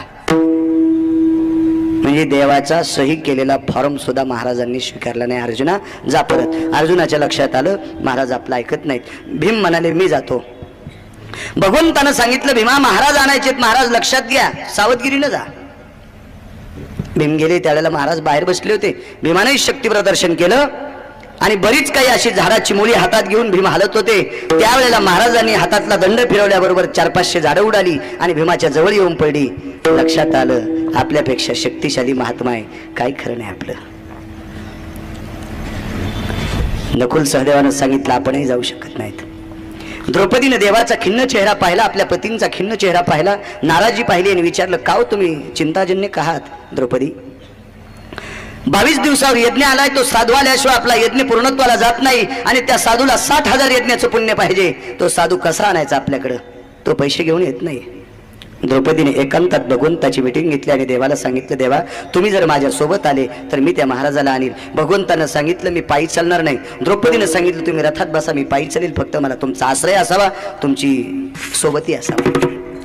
कारण एकांतात नसावा. बाल्य रक्षंती तारुण्य रक्षंती व्रता, वार्धक्य रक्षंती पुत्रहा, नैव नैव स्त्री स्वतंत्रता. स्वतंत्र जीवन चांगलं नाही प्रभू, म्हणून तुम्ही माझ्या साथीला असावे. काय हरकत नाही. भगवंत रथात आहेत, द्रौपदी पायी पायी आहे. तिथपर्यंत आली द्रौपदी. महाराज पर्णकुटीचं दार लावून बसलेले होते. द्रौपदीने नमस्कार केल्याबरोबर महाराजांनी आतून आवाज दिला, माय आपण कोण आहात? एका व्यक्तीने प्रश्न केला. दार लावलेला आहे तरी पण महाराजांच्या कसं लक्षात आलं बाई पाया पडली म्हणून? ती पाया पडली याच्याहून लक्षात आलं तिच्या हातात बांगड्या होत्या म्हणून वाजल्या. तिच्या हातात बांगड्या होत्या म्हणून त्या वाजल्या. हातातल्या कंकणाचा आवाज लक्षात आल्याबरोबर महाराजांनी आवाज दिला, माय आपण कोण? मी पांचाली आहे, मी द्रौपदी आहे. काय काम आहे माय? आमच्याकडे यज्ञ चालू आहे. तू पांडवांची पत्नी का बाई? हो, मी तुम्हाला नेण्यासाठी आले. महाराजांनी सांगितलं, बाई 60,000 यज्ञाचं पुण्य तुझ्या 3 पतींना सांगितलं, त्यांनी नाकारलेलं आहे आणि तू देशील का? तिनं सांगितलं, महाराज फक्त 60,000 यज्ञाचंच पाहिजे का? महाराज दरवाजातून न येता कुडातून बाहेर आले. कुडज्यांच्या पॅन्टीवाल्यांना कळणार नाही. पर्णकुटीला तुळाट्याचा पराठ्याचा नाना प्रकारच्या झाडांचा कूड असतो. तो कूड म्हणून महाराज बाहेर आले आणि द्रौपदीकडे बघितलं, माय 60,000 यज्ञापेक्षा जास्त पुण्य देशील? तिने सांगितलं, महाराज हस्तनापुरापासून तुमच्या आश्रमापर्यंत पायात चप्पल न घालता इथपर्यंत आले आणि प्रत्येक पाऊल रामकृष्ण हरी म्हणल्याशिवाय टाकत नव्हते. नाम घेता वाट चाली यज्ञ पाऊला पाऊली, किंवा कोटी कोटी यज्ञ नित्य ज्याचा नेम, एक हरी नाम जपता घडे. एका नामाने कोट्यावधी यज्ञाचं पुण्य प्राप्त होते. महाराज रस्ता घालीत होते आणि त्या रस्त्याने द्रौपदी चलत होती. यज्ञ पूर्ण झाला.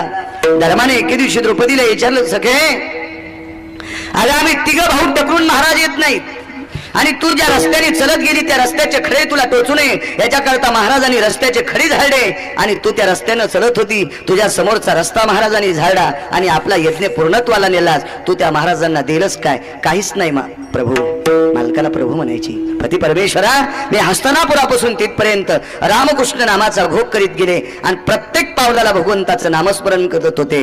देवाचं नाव घेत असताना, रस्ता चालत असताना नाम घेता वाट चाली यज्ञ पाऊला पाऊली. भगवंताचं नामस्मरण करीत असताना आपण जर चालत असोल तर प्रत्येक पावलाला यज्ञाचं पुण्य होते. अशा कोट्यावधी यज्ञाचं पुण्य महाराजाला समर्पित केलं. रामकृष्ण नामाच्या ताकदीनं किती जरी अर्थव्यवस्था तिथं स्थापित केल्याच्या नंतर अर्थाभय व्याप्ती पुंजा हिरे मानिका स्थिती वैभव सर्वैरुण्या दात्रोत्तम नैवम साधवे दर्शना. नाना प्रकारच्या हिऱ्या मानिकाच्या खाणी सुद्धा महाराजाला दिल्याच्या नंतर जो महाराज येत नाही तोच महाराज रामकृष्ण नामाच्या साधनेने आला आणि पांडवाचा यज्ञ पूर्ण केला. ही रामकृष्ण नामातली ताकद आहे. म्हणून ज्ञानोबाराय म्हणतात, रामकृष्ण नाम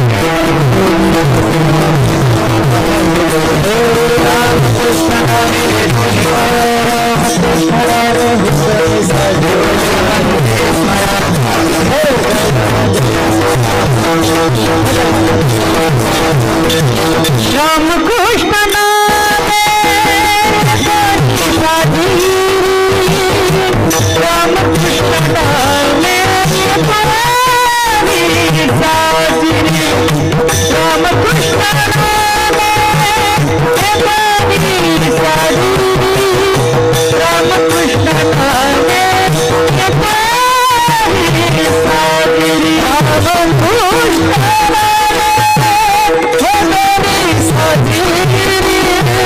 रामकृष्ण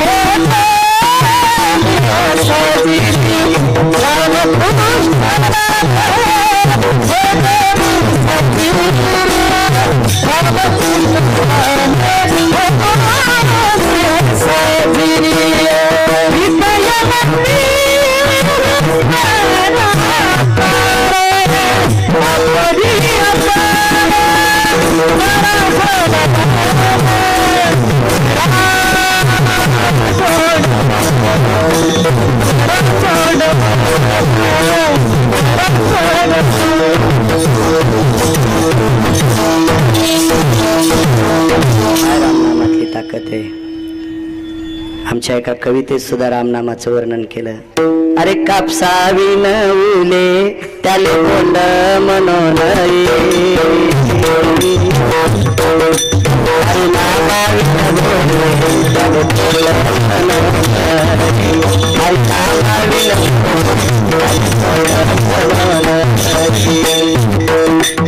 जुन्या काळातल्या कवितेत सुद्धा क्या हनुमान महाराज रामनामाची साधना कवितेत सुद्धा सांगितल्या जायची. सर्वसामान्याला शास्त्र पुराण जर बघायला वेळ नसेल तर त्याला कवितेत सुद्धा रामनामाचा अधिकार पटावा अधिकार असायचा, दिलासा असायचा. फार मोठं नाविन्य असायचं त्याच्या पाठीमागं. रामकृष्ण नामाची ताकद जुन्या काळातल्या गाण्यात सुद्धा सांगितल्या जायची. जात्यावर सुद्धा गाणे म्हणायच्या. नामनिष्ठाची बरी बरी सुंदर ते घरी, नामनिष्ठाची बरी बरी सुंदर ते घरी, मानुसा मानुसा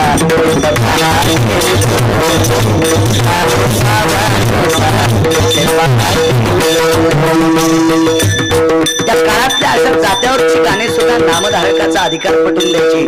पण ही नामस्मरण सेवा अत्यंत टोकाची चोखोबारायसारखे अधिकारी महात्मे नामाच्या साधनांवर गेले. नामदेवरायसारखे व्यक्ती जन्माला आल्याबरोबर उपजतात जीवेवर नामाक्षर होतं, म्हणून त्या व्यक्तींना नामदेवराय. आणि मग नामाच्या साधनेमध्ये प्राप्त स्थिती जीवन घातलेल्या व्यक्ती, ज्या व्यक्तीनं वारकरी संप्रदायाची ध्वज लावली, उभं राहून कीर्तन करणारी व्यक्ती नामाच्या साधनेनं टोकाला केली. नामदेव कीर्तन करी पुढे देव नाचे पांडुरंग.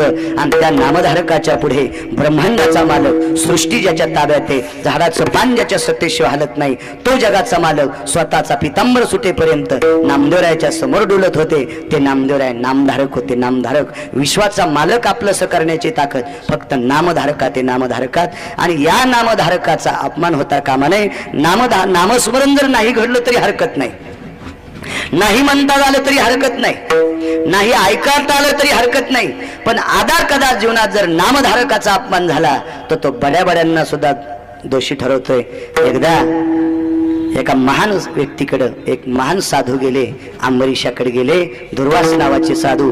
5 शीघ्रकोपी लोकांपैकी अत्यंत रागीट लोक 5 होते, त्याच्यापैकी दुर्वास होते. आणि दुर्वास अंबरीशांकडे गेले आणि अंबरीशाने दुर्वासांना आमंत्रण दिलं, या तुम्ही आता माझ्याकडे द्वादशीच आहे ना, तुम्ही माझ्याकडे द्वादशीला जेवायला या.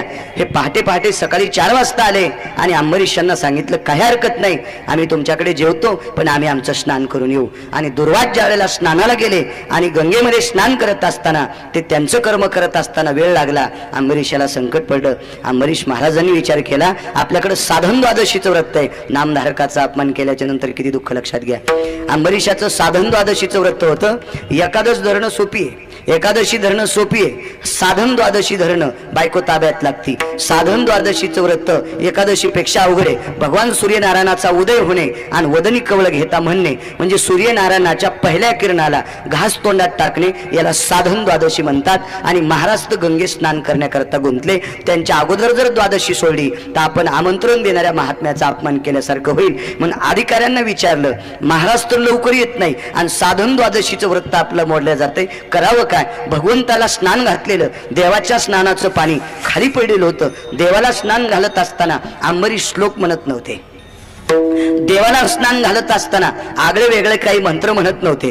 देवाला स्नान घालत असताना काही ऋचा म्हणत नव्हते. देवाला स्नान घालत असताना अंबरीश भगवंताच्या नामाचा उल्लेख करत होते, देवाचं नामस्मरण करत होते. आणि देवाचं नामस्मरण करून घातलेलं देवावरचं पाणी, खाली पडलेलं पात्रातलं पाणी नुसतं आचमन केलं आणि आपलं व्रत सुटल्याचं लक्षात घेतलं.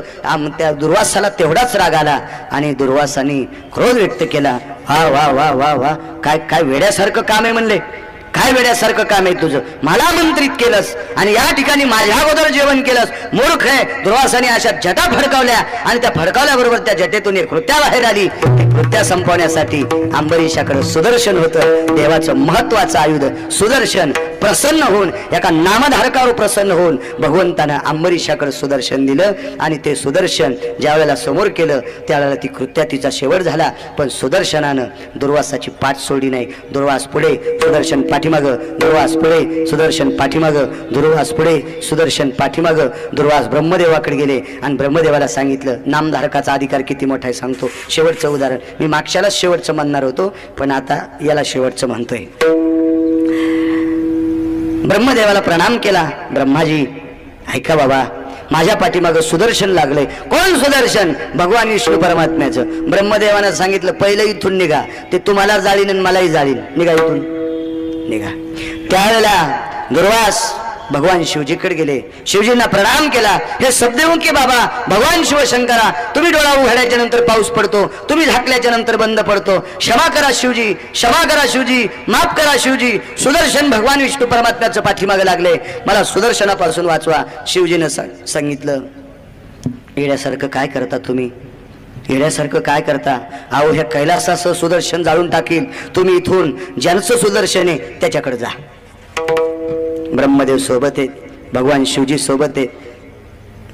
पुढे पळायला लागलेले दुर्वास यांच्या सोबत हे दोघ जण आहेत आणि वैकुंठात गेले.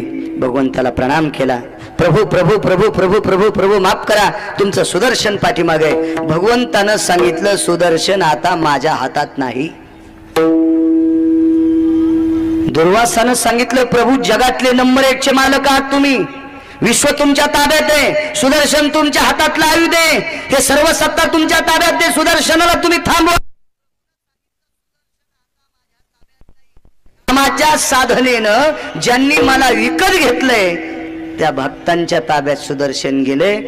सुदर्शनापासून जर तुम्हाला मुक्त व्हायचं असेल तर आमच्या तिघाईचं दर्शन न घेता नामाच्या साधनेनं ज्यानं सुदर्शन प्राप्त केले त्या अंबरीशाकडे जा. पुन्हा दुर्वास अंबरीशाकडे आले आणि अंबरीशाला प्रणाम केला. अंबरीशानं सांगितलं महाराज महाराज अशी उलटी गंगा वाहू नका. तुमच्या सारख्याने आमच्या सारख्याचा आमचा प्रणाम करणं चुकीची गोष्ट आहे. चला पात्र लावले, मी अजून उपाशी आहे. या कालाला 1 वर्ष झालतं, या सगळ्या प्रसंगाला 1 वर्ष झालतं. 1 वर्षापासून दुर्वास पुढे, पाठीमाग सुदर्शन, आणि 1 वर्षापासून दुर्वासाला आमंत्रण दिलं त्यावेळेस पासून नुसत्या पाण्याच्या थेंबावर द्वादशी सोडली होती. 1 वर्ष अंबरीश दुर्वास जोपर्यंत जेवून जात नाहीत तोपर्यंत उपाशीचे. हे वाक्य ऐकल्याबरोबर दुर्वासाचे डोळे भरून आले आणि मग दुर्वास अंबरीशाने सुदर्शनाला सांगितलं अरे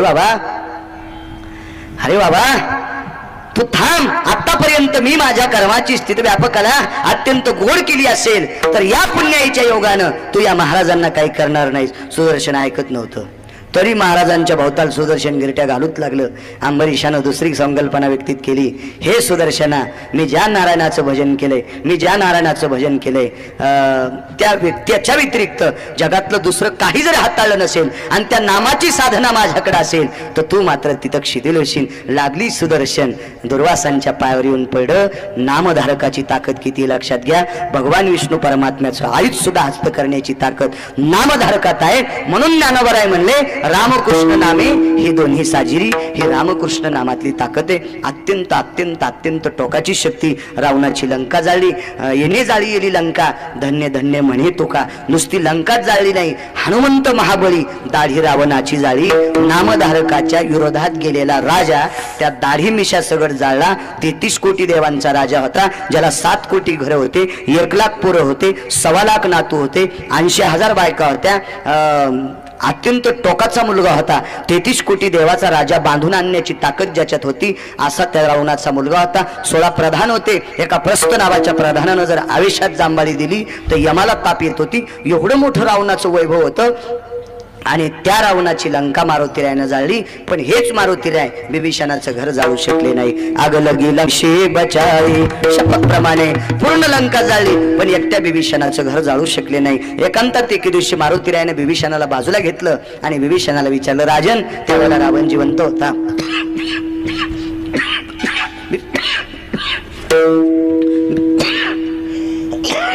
मारुतीराय रावण जिवंत असताना तुम्ही मला राजा म्हटले. मारुतीरायने सांगितलं माझ्या मालकानं संकल्प सोडाय, रावण मारल्याच्या नंतर लंकेचा राजा तुला करील, सुतळीचा थोडा सुद्धा येणार नाही. माझे मालक तुला राजा म्हणतात त्या अर्थी मी तुला राजा म्हणेल. पण एक माझी विनंती बिभीषणा, मी पूर्ण लंका जाळली पण तुझं घर का जाळू शकलो नाही. बिभीषणानं सांगितलं मारुतीराय मी बघितलं एका घरावर शेपटी टेकल्यावर 5-50 घरं जळत होते, पण माझ्या घरावर जाणून बुजून शेपटी टेकली. माझ्या घरावरची धर्माची पताका जळाली नाही. माझ्या घरातलं तुळशी वृंदावन, माझ्या दारातलं तुळशी वृंदावन सुद्धा जळालं नाही. म्हणजे बिभीषण एवढ्या सोन्याच्या घरात राहत असताना सुद्धा त्याच्या दारात तुळशी वृंदावन होतं. मी बऱ्याच घराच्या वास्तुशांतीचे कीर्तन केले. इंजिनियरनं बुटाडो ठाला सुद्धा जागा केली पण तुळशी वृंदावनाला दाखिली नाही. बऱ्याच लोकांनी सांगितलं महाराज आमचा फिरता पलंग आहे, इथं आंघोळी करतात, इथं आमकामकं करतात, इथं पाहुणे बसतात, इथं हे जेवायचं आहे, हे टेबल आहे, ह्या टेबलाचे पाय हत्तीच्या दाताचे आहेत, ह्या टेबलवरचा जो आच्छादन केलेला हा चांदीचा पत्रा आहे, हे जे ताटात तुम्ही जेवायले का हे पितळाचे नाहीत महाराज, हे 2.5 किलो सोन्याचे आहेत. बापरे म्हणलं तो रावणाला ओव्हरटेक केलंस. एवढा मोठा त्याचा बंगला, फार फार फार फार मोठा. ते भात खायला चमचे सुद्धा सोन्याचेच होते. आता आपल्याला कधी पाहण्यात नव्हतं, त्याच्यामध्ये ते असे काजू बदाम टाकलेले खिरीमध्ये होते. मी सरळ वाटी तोंडाला लावली, कारण सोन्याच्या चमच्याची सवय लागली तर सतत पुन्हा तशीच सवय लागल, त्याच्यामुळे चमचा ठेवून द्याला तो. बरेच असे काही चमचे होते ते फळाच्या चकत्या खायला. आमच्या सोबतच्यानं त्या चमच्याचं बुंडलच खाल्लं, कारण ते चमच्याचं बुंडल असं चांगलं होतं ना, धरायला मस्त छानसं होतं, तेच खाल्लं. त्याला काय माहितीच नव्हतं, ते दिसायला गुळगुळीत असल्यामुळे त्यानं ते बुंडलच खाल्लं चमच्या. मग असं ती सगळी काही अशी घरं दाखवतं. पण त्यांना विचारलं का तुळशी वृंदावनी तर नाहीये? नाही म्हणले महाराज, ते आम्हाला इंजिनियर साहेबांना सांगितलंच नाही. बर बर बर. त्याच्या बायकोला विचारलं का हो काकू तुळशी वृंदावन? म्हणले काय हरकत नाही महाराज, एवढं मोठं घर केलं आम्ही, तुळशी वृंदावन केलं असतं पण शेजारच्याला शेपुड्या येतात, त्यांच्या शेळ्या सुटल्या की आमच्या तुळशीवरच येते. आता वारे वा, जमलं म्हणलं. किती छान किती छान. या संस्कृतीमध्ये बिभीषणाच्या दारामध्ये, रावणाच्या लंकेमध्ये सोन्याचा महाल होता. एका वाड्याला 32 दरवाजे होते बिभीषणाच्या, 32. एक दरवाजाची चौकट 2.5 क्विंटलची होती, 2.5 क्विंटलची. एक भावटी एवढी मोठी. कारण रामायण सांगते बरं, मी सांगत नाही. एखाद्याला जर हे पटत नसेल तर ज्यानं रामायण लिहिले त्याला जाऊन झापका, कारण हे गिरगावकरचं वाक्य नाही, माझं रामायण सांगते. पाहुणी ग्रंथ करावे कीर्तन. एवढं मोठं घर, तरी पण त्याच्या दारात तुळशी वृंदावन होतं. अहो बिभीषणाकडे तुळशी वृंदावन असेल काही नवलाची गोष्ट नाही, विषांतर होते अशातला भाग नाही. तुम्हाला आठवण म्हणून सांगतोय, बिदरचा बादशाह मुस्लिम समाजाचा, त्याच्या दारात सुद्धा तुळशी वृंदावन होतं.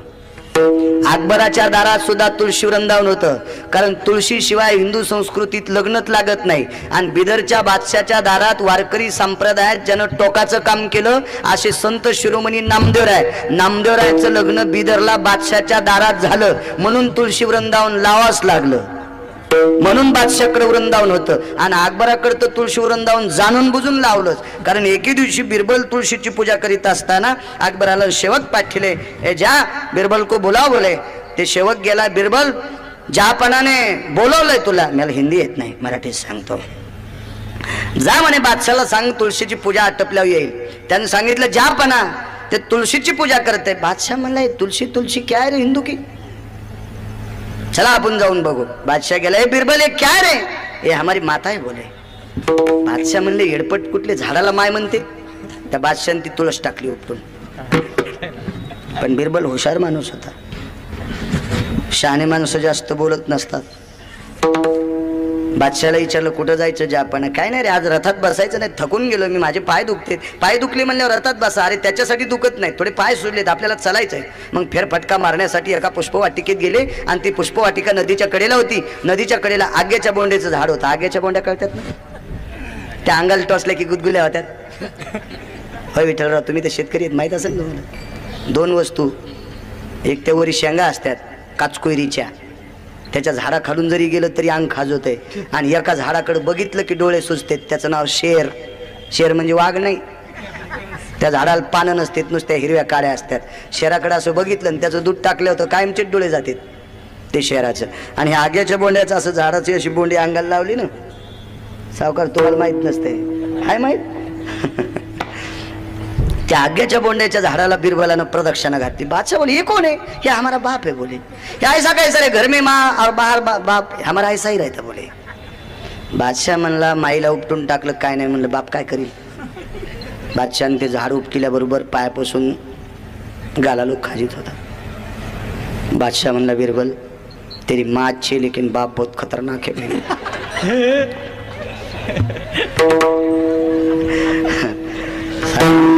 आता काय करावं लागेल? बिरबलानं सांगितलं ज्यापणा एकच काम करावं लागेल, जिथं माझी माय उपटून टाकली तिथं चला. आणि उपटून टाकलेल्या तुळशीचा पाला बादशाच्या अंगाला घासला, त्यावेळेला बादशाचा दाह शांत झाला. म्हणून अकबराच्या दारात सुद्धा तुळशी वृंदावन. आणि तुम्ही गंध लावून जर तुमच्या दारात नसते तर भितडा अंगावर झोपीत पडते. जेसीबी पण याची नाही लवकर. चला नामधारकाची ताकद सांगतो. काय सांगू लागलो बाळासाहेब?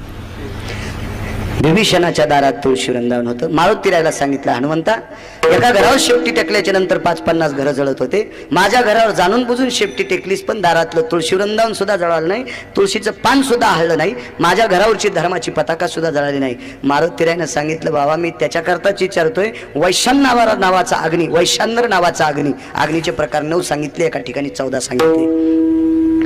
पोटातलं अन्न पचवतो त्याला जठराग्नी म्हणतात.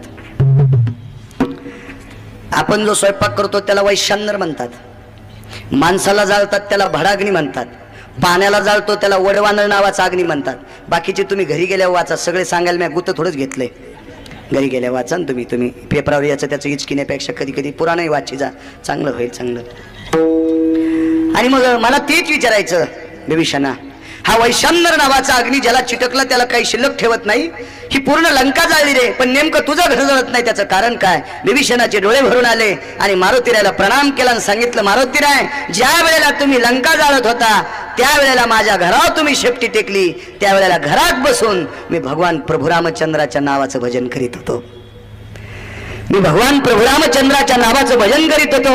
रामनामाच्या ताकदीनं माझं घर सुद्धा जळलं नाही. तुका म्हणे अग्नी झालाशे शीतळ आणि प्रतापे सबल नामाची आखी लंका जाळली, पण बिभीषणाचं घर जळालं नाही. ही फक्त नामाची ताकद आहे, रामनामाची ताकद आहे. म्हणून रामकृष्ण नामे दोन्ही साजिरी हृदय मंदिरी स्मराकारे. याला काही सायास लागत नाही. संस्कृत वाचण्यासाठी बुद्धी लागते, प्राकृत वाचण्यासाठी बुद्धी लागते, प्राकृत कळण्यासाठी बुद्धी लागते, संस्कृत कळण्यासाठी बुद्धी लागते. मराठीतले शब्द सुद्धा आपल्याला कळू शकत नाहीत कधी कधी. मी सोपे मराठीतले शब्द सांगतो.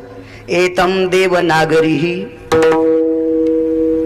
एत फिरंगी भव व्याप्त करी, ती युद्धाची आकुसरी प्रसन्न पावे. सांगा बरं मला याचा दोनचा अर्थ. का देवनागरीचे निभवे, आगा सर्व विश्व ते आघवे, कर्तुभास पालावे जननी जैसे. काय म्हणायचं देवनागरी? देवनागरी म्हणजे या महाराष्ट्रातली नंबर 1 ची भाषा, आणि त्या भाषेचं जे नाव आहे तिला देवनागरी म्हणतात. इथे आपला महाराष्ट्र. वा, तर संस्कृत कुठं कळलं ना आपल्याला? आगा फिरंगीची नि प्रतापे, का स्वराज्य भोवे तिताते, जगदंबा कृपा प्रसादे छत्रपती. फिरंगी म्हणजे तलवार.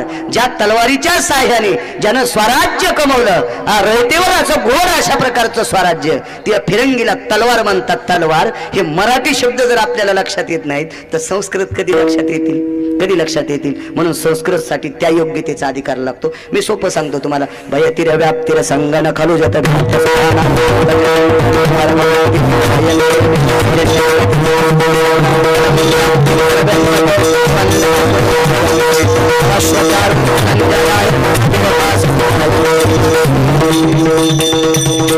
काय कळालं तुम्हाला याच्यातलं? कानाला गोड वाटलं असेल ठीक आहे, पण कळालं काय याच्याच अलीकडचा? फलदिति पायम आवर्जु ठेवम नामति निष्ठम भामति कन्याम ब्रह्मम भवति सकल सुधानाम. हे झालं प्राकृत मध्ये. आणि याच्याही अलीकडचं जर मराठीत ऐकायचं, या पवित्र मुखाने भगवान ब्रह्मदेवाची कन्या सरस्वती तुझ्या जिभेवर बसू दे, आणि त्या सरस्वतीच्या कृपेने विटेवरच्या पांडुरंगाचा असेल, माझ्या भगवान शिवजीचा असेल, गणपती बाप्पाचा असेल, जगदंबेचा असेल, तुला आवडती जी देवता आहे त्या देवतेचं तू भजन करत राहा, त्या भगवंताचं तू नामस्मरण करत राहा. हे तुम्हाला कळालं का नाही? याच्या अगोदरचं मी हेच सांगितलं, पण संस्कृत मध्ये सांगितलं कारण कळत नाही. म्हणून त्याच्यासाठी आकलन शक्ती लागते, त्या योग्यतेची विद्वत्ता लागते. प्राकृत असेल, ओरिजिनल मराठी असेल, टीका संस्कृत असेल, मूळ संस्कृत असेल, याला योग्यतेचा अभ्यास लागतो. बाकीच्या गोष्टी एखाद्यानं वाचिला तरी त्याचा श्लोक आकलन करण्याची आणि उकलण्याची आपल्याला शक्ती लागते. ह्या शक्ती जरी कोणाला नसतील पण रामकृष्ण नामाची ताकद सर्वांना. बाकीच्या गोष्टी करत असताना विधीचा काल सांगितला, पर्वाचा काल सांगितला, पर्व म्हणजे मुहूर्ताचा काल सांगितला, अधिकार सांगितला. साधा यज्ञ करायचा असेल तर त्याच्या राशीला अग्नी मृत्यूलोकात पाहिजे. यज्ञ करायचा असेल तर त्याच्या डोक्याचं माप घेऊन तंडीलाचं माप घ्यावं लागतंय. तो ब्रह्मचारी किती दिवसाचा असेल, ह्या पूर्ण गोष्टी, गावरान गाईचं तूप किती सापडेल, या पूर्ण गोष्टीचा अभ्यास लागतो. हे बाकीची विधी करत असताना. पण रामकृष्ण नामासाठी एक तीळ मात्र कसल्याही प्रकारचा काही संबंध नाही. ज्या ठिकाणी असतात, एखादा शिक्षक शाळेवर असेल, तो रस्त्याने जात असेल, रस्त्याने गर्दी नसेल, मोटरसायकल हाकत असेल, मनातली मनात रामकृष्ण हरी, जो ज्या देवाचा भक्त असेल त्या देवाचं भजन करायला मनातली मनात रामकृष्ण हरी म्हणायला काय हरकत नाही. कुठलाही जरी माझा शेतकरी राजा असेल, शेतकरी राजाला मी चौथा देव म्हणतो, विठ्ठलराव चौथा देव. मी पठ्ठ्यानी आतापर्यंत 5वा देव पाहिला नाही. ज्याच्या सृष्टी, ज्याच्या कृपेशिवाय झाडाचं पान हालत नाही त्याला विटेवरचा देव म्हणतात. म्हणजे भगवान विष्णू परमात्मा, भगवान शिवजी सुद्धा हे सर्व देवता त्याच्यातच आले. हे पूर्ण एकाच भगवंताचे स्वरूप आहेत. अवतार वेगवेगळे आहेत. ज्याच्या कृपेशिवाय झाडाचं पान हालत नाही त्याला विटेवरचा देव म्हणतात. त्याचं भजन 18 संतांनी केलं म्हणून 18 संत नंबर 2 देव म्हणतो. ज्यांच्या कृपेने आपण भारतातली पूर्ण माणसं आनंदाने झोपतोत. अशा हातामध्ये स्वतःच्या जीवाचा बलिदान देऊन स्वतःचा जीव इस्तवावर ठेवून स्वतःच्या जीवनाशी होळी खेळत असणारे, हातात बंदूक घेऊन सीमेवर थांबणारे फौजी लोक हे नंबर 3 देव आहेत. आणि ह्या 1-2 वर्षात मला कळतंय तसं सर्वात जास्त ज्याच्यामुळं आपण सुखानं श्वास घेतो, ज्यांच्यामुळं आनंदानं दारं लावून झोपतो, नेमक्या त्याच 3 नंबरच्या देवावर जास्त संकट आहे सध्या. कितीतरी या 3 नंबरचे देव मृत्यू पावलेत, यांच्यामुळं आपण सुखानं श्वास घेतो. बालासाहेब हे 3 नंबरचे देव आहेत फौजी. आणि 4 नंबरचा देव सांगतो, ज्याच्या घामाच्या थेंबातून प्राप्त झालेला मोती, तो गव्हाचा दाना असेल, जो ज्वारीचा दाना असेल, तो उडदाचा दाना असेल, जो मुगाचा दाना असेल, जो तुरीचा दाना असेल, त्याच्या घामाच्या थेंबातून तयार व्हावा. आणि त्याच्या घामाच्या थेंबातून तयार झालेले मोती तुमच्या माझ्यासारखे सर्वसामान्यापासून तर टोकाला गेलेली माणसं विठ्ठलराव ज्याच्या घामाच्या मोत्यापासून जगतात, तो शेतकरी राजा 4था देव आहे. पठ्यानं आतापर्यंत 5वा देव पाहिलाच नाही. एखाद्यानं पाहिला असेल तर त्यांना मला सांगाव, मी त्याला गुरु करतोय. चला, तो शेतकरी राजा जरी अवधानीत असेल तर त्यानंही कधी कधी एखाद्या वेळेस रामकृष्ण हरी म्हणायला काही हरकत नाही. पोळ्या करत असणारी बाई तिनं जर रामकृष्ण हरी म्हटलं तर निश्चित पोरांचा बुद्ध्यांक सुद्धा वाढेल. पण ती इतकं विचित्र, ती पोळ्या करता करता सुद्धा सिरियल पाहती. सासूनं सुनाला कसं पोकलं, सुनानं सासूला कसं बेलनं फेकून हाणलं. टीव्ही मुंडक्यात पडन माया एखाद्याशी तो ह्या मुंडक्यात पडन तर नवरा अंगावरली टीव्ही उचलायला शेजारीन पण याची नाही बाई. म्हणून असं टीव्ही पाहता पाहता नको ना आगावपणा करू. रामकृष्ण हरी म्हणता म्हणता पोळ्या लाटणं असो, प्रत्येक काम करताना सगळ्याला करता येईल असा सोपा सोपा. बहिणाबाईंनी किती गोड कविता केली. मगाशी मी तुम्हाला सांगितलं, कापसावीनं बोले त्याले बोंड म्हणू नये आणि हरिनामावीनं बोले त्याले तोंड म्हणू नये. किती किती सुंदरशी कविता, किती सुंदरशी. जुने लेख पहा, जुने उदाहरणं पहा. अत्यंत गोड गोड गोड अशा प्रकारची नामाची निष्ठा आहे. म्हणून या पवित्र भगवंताचं नाव अत्यंत गोड आहे. साध्या सोप्या कुण्याही माणसाला, कुण्याही स्थितीतल्या माणसाला घेता येते. म्हणून सर्वांना सुलभ आहे, सोपं आहे, तो घेण्याचा प्रयत्न करा. चालत आलेला आजचा कार्यक्रम आदरणीय राजकीय क्षेत्रातलं, या परिसरातलं, जीवाभावाचं, सगळ्यांच्या अंतःकरणातलं, जडवड राजकीय क्षेत्रातलं रत्न आदरणीय अशोकरावजी चव्हाण साहेब हे जुनेच वारवडिलांचा राजकीय वारसा आहे. हे हाडाचे राजकारणी आहेत, मुत्सद्दी राजकारणी आहेत. राजकीय रत्नातलं अत्यंत टोकाचं रत्न आहे. शेतकऱ्याच्या जीवातले, तनामनातले, अंतःकरणातले, हृदयातले